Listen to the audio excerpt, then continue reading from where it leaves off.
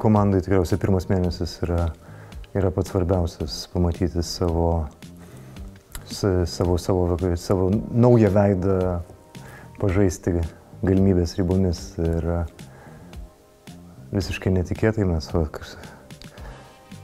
sužaidėm 3 rungtynės per savaitę visą mėnesį ir buvo geras mėnesis pamatyti viso vasaros darbo rezultatus, pamatyti žaidėjus, kurie viršijo save, kurie sužaidė savo galimybių ribose, kurie šiek tiek atsiliko.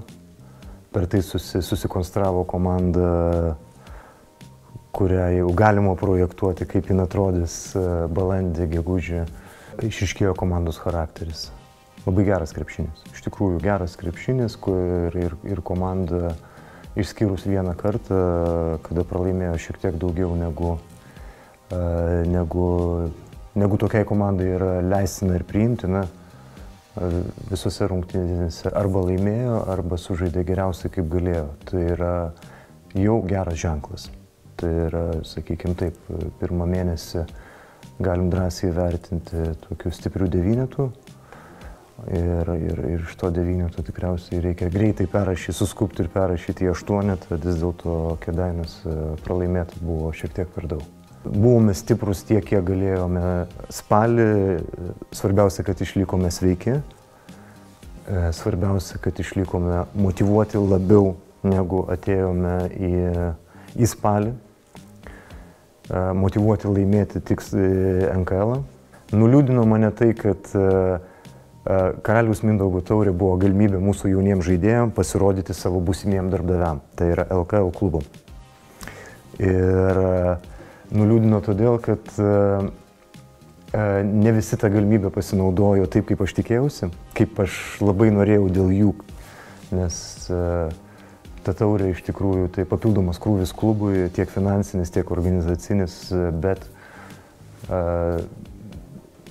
tai man labai norėjosi, kad tie jauni žaidėjai, jie atkreiptų į save dėmesį ir taptų žaidėjais žaidėjų rinkoje. Ir įrodė, kad gali žaisti Lietuvos krepšinio lygoje labiausiai tie žaidėjai, kurie toje lygoje didžiąją dalį savo karjeros ir žaidė.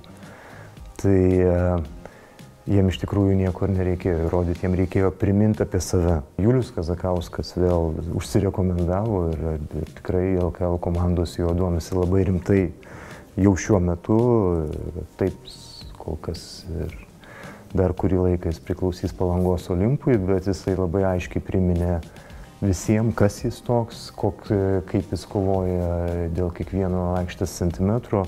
Visi 4 mūsų patyrę žaidėjai, jie visi, sakykime, yra dalininkai to MVP titulo Juliaus. Ir tai, kad jis yra šį mėnesį geriausias ir neabejotinai jis to nusipelnė. Savo elgesiu, savo požiūriu į darbą, savo noru eiti papildomai treniruotis, kartais dažniau negu jo jaunesni komandos draugai. Ir tas darbas, kaip jis elgėsi su savo jaunesniais komandos draugais, į tą MVP dar labiau įprasmina. Bet MVP mūsų šio mėnesio yra visas pirmas penketas - Robertas Subotkevičius, kuris yra daugiausiai žaidžiantis žaidėjas komandoje, kuris yra jungiantis tarp pirmo ir antro penketo jungtis tokia, kuri ir nieko netimant iš Juliaus. Jisai tikrai buvo puikus šį mėnesį, bet ne jis vienintelis. NKL vis tiek 9 pergalės iš 10.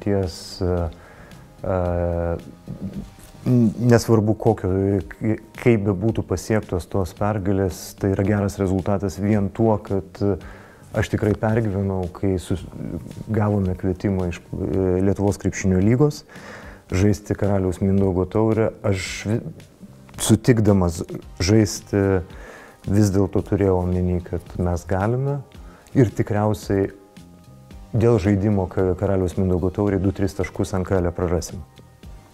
Ir dėl to būsime nepatogioje pozicijoje prieš savo pagrindinius konkurentus, Telšių ir Marijampolės klubus, kovoje dėl namų aikštės pranašumo atkrintamųjų varžybų metu.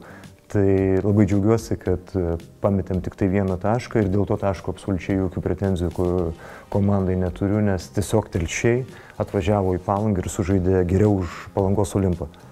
Vienas dalykas yra labai aiškus, kad mes tikrai nesame absoliutus favoritai, mes esame viena galbūt tikrai iš 3 geriausių komandų lygoje šiandien, nes dar daug kas gali pasikeisti, daug kintamųjų yra sporte. Bet Telšiai užtikrinti, jie užtikrinti ne dėl to, kad jie laimėjo visas, bet jie žino, ką daro. Jeigu jiem neišeina vienas dalykas, jie bando daryti kitą, jie adaptuojasi labai gerai, jie gerai pasiruošę, mintis labai aiški, labai įdomi, labai gera komanda. Man jie patinka labiau negu praėjusiais metais. Marijampolės pajėgumą aš vertinčiau pagal vieną labai man į akis kritusi faktorių. Komanda be 6 pagrindinių žaidėjų sugebėjo laimėti pralaimėti prieš Ryto dublerius tik tai 1 tašku išvykoje, nors 6 pagrindinių žaidėjų neturėjo. Galim sakyti, turėjo kitus 6 ir jų lyg tai prieš tokią komandą turėtų užtekti. Ne, vis dėlto aš tame išvelgiau ne jų silpnybę, o jų stiprybę, kad vis dėlto neturint 6 žaidėjų pagrindinių sužaisti išvykoj ir pralaimėti tik tai taškų Ryto dubleriam, tai nėra blogas rezultatas. Reiškia, rodo, kiek dar jie turi rezervų ir jeigu jie pabus kartu ilgesnį laiką, jie yra pavojingi mums. Žalgiris atrodo labai tvirta komanda, labai fiziškai be galo stiprus, neįtikėtinai gerai pasiruošę. Malonu į juos žiūrėti kaip į komandą, bet trūksta, atrodo, kažkokio tai ryškesnio lyderio, kuris galbūt atsiras eigoje sezono. Žalgirio dubleriai sezono pabaigoje jie bus labai stiprus, jie bus daug stipresni, jie gali netgi būti stipresni negu buvo praėjusiais metais. Pats bendras lygos pajėgumas, bent jau pagal tų žaidėjų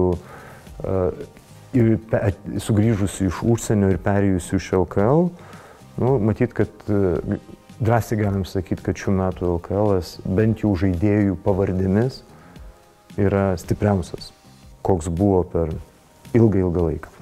Tai į tai mes ir orientuojamės, pagal tai mes ir dirbam, kad mes būtume ta komanda, kuri bus geriausiai pasiruošusi žaisti krepšinį tada, kada ateis laikas ir jau liks ten nuo ketvirtfinalio, jau silpnų komandų nebeliks.